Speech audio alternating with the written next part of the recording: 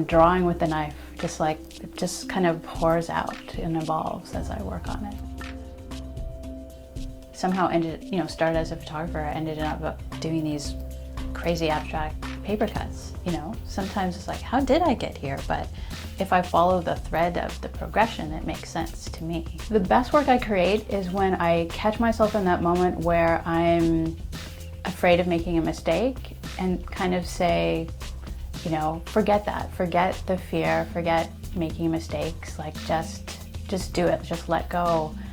And so a lot of the work I do starts in that place of just letting go of fear. And who cares if I screw up? I can get another piece of paper and start again.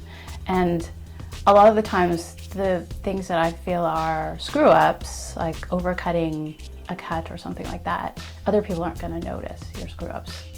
It can be a very meditative practice because you're repeating an action over and over, and also finding yourself in that moment where you're anxious and fearful about making a mistake, and through the process of letting go, it is a form of meditation, a form of mindfulness. You're letting go of all that external crap that maybe 10 minutes before, when you weren't working on this piece, was there, like stressing about money or a deadline or whatever, and next thing you're completely focused on the piece and working out whatever needs to be worked out with it.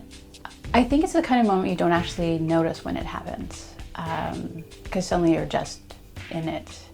And maybe that's a part of meditation as well, right? Like mindfulness is letting go, like you're not doing it necessarily consciously. Yeah, talking to people about that process of letting go when you're creating work.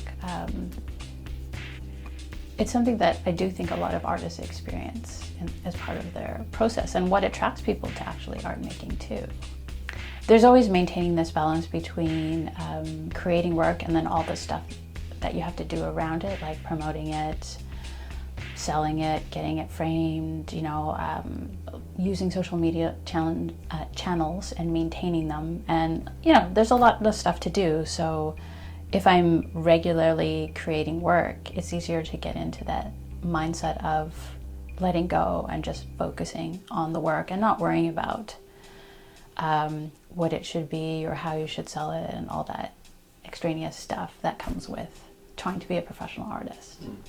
When you're trying something new, it is always this mix of anxiety and kind of excitement about doing something new.